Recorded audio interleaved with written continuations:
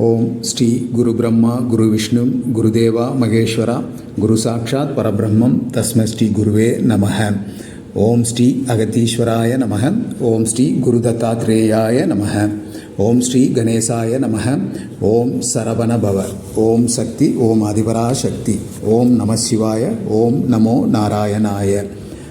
பகவான் ஸ்ரீ ஐயனார் அவதாரம் தோற்ற கதை.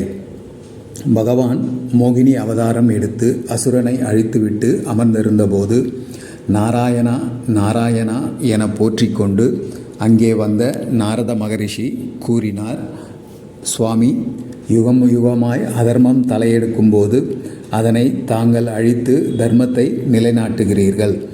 இந்நிலை தொடர்கிறதே. நானிலத்து மக்கள் நாளும் நிம்மதியாய் வாழ கலியுகத்தில் மக்கள் எளிதில் வழிபட்டு அருட்பலன் பெற நிரந்தரமாய் ஒரு நல்லருள் புரிய வேண்டும் என்று கேட்டார்.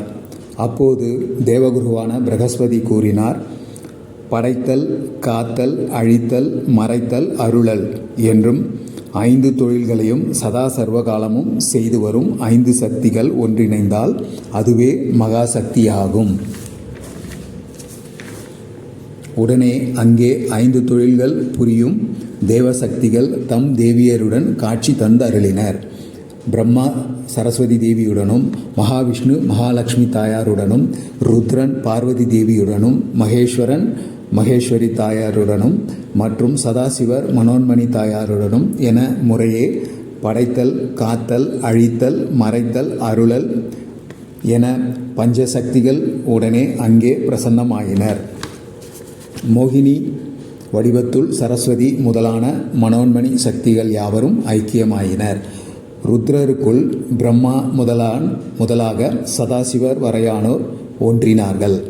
மோகினியும் ருத்ரமும் ஒன்றிணைய பேரழகும் பேராற்றலும் பெருங்கருணையும் மிக்க பாலகன் ஒருவன் தோன்றினான். பண்பின் புகலிடமாய் அவன் கண்கள் ஒளிர்ந்தன. வீரத்தின் விளைநிலமாய் அவன் மார்பு துடித்தது. அதன் பின் வெளிப்பாடாய் அவன் புன்சிரிப்பு மிளிர்ந்தது.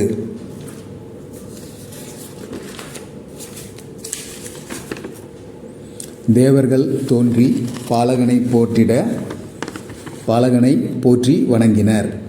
கஜமுகனாய் மூத்த பிள்ளையாரும் ஆறுமுகனாய் செந்தில் வேலவனும் பிறந்திட தம் சகோதரனை வாஞ்சையுடன் ஆசீர்வதித்தனர். பார்வதி தேவி அகிலாண்ட கோடி பிரம்மாண்ட நாயகி நான்முகி நாராயணி அம்பிகை லோகமாதா தன் இளைய மகனை பாசத்துடன் ஏந்தி திருமார்பில் அணைத்து, சுவாமி, இப்பாலகனுக்கு திருநாமம் இட்டு அருளுங்கள் என்று வேண்டினார். அப்போது சிவபெருமான் உரைத்தார், தேவி, படைத்தல், காத்தல், அழித்தல், மறைத்தல், அருளல் என்னும் 5 சக்திகள் ஒருங்கே இணைந்து இவன் தோன்றியதால் ஐயன் என்று இவன் வழங்கப்படுவான். பூலோக மக்கள் இவனை ஸ்ரீ ஐயனார் என்று போற்றி வணங்குவர். தென் தமிழ்நாட்டில் காவல் தெய்வமாக இவன் திகழ்வான். ஒவ்வொரு கிராம எல்லையிலும் எழுந்தருளி மக்கள் அறம் வழுவாமல் வாழ அருள் புரிவான். சாஸ்திரங்களில் பெரும் ஞானம் மிக்கவனாய் இவன் திகழ்வதால் சாஸ்தா என்றும் வேதம் அறிந்தவர் போற்றுவர். தர்மத்தையும் சாஸ்திரத்தையும் காத்திடுவான்.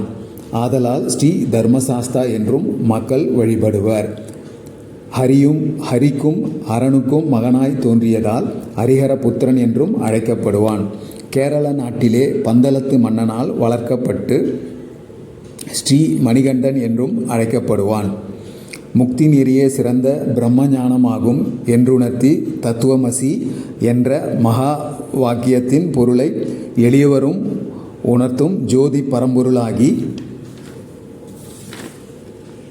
சபரிக்கு ஸ்ரீராமன் மோட்சம் தந்த 5 மலைக்கு அதிபதியாகி ஸ்ரீ ஐயப்பன் என்றும் வணங்கப்படுவான்.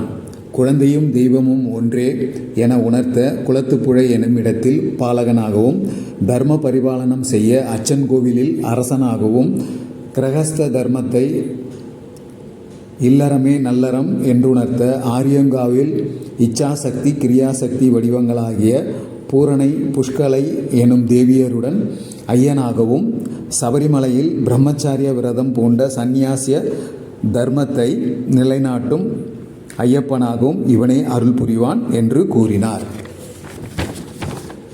தேவாதி தேவர்களின் வாழ்த்தொளி முழங்க வானுயர்ந்து நெடிது வளர்ந்து பிரம்மத்தினுள் பிரம்மமாகி மாயத்துள் மாயமாகி மண்ணுலகம் விண்ணுலகமும் கண்ணுறத் தோற்றமாகி மதகஜ வாகனத்தில் புலிகள் படைசூழ பூரணை புஷ்கலை தேவியர் இருமருங்கில் அமர லோக பரிபாலனத்தின் கருணையுள்ளம் கொண்டார் ஸ்ரீ ஹரிஹரபுத்திரன் ஸ்ரீ அய்யனார் சுவாமி.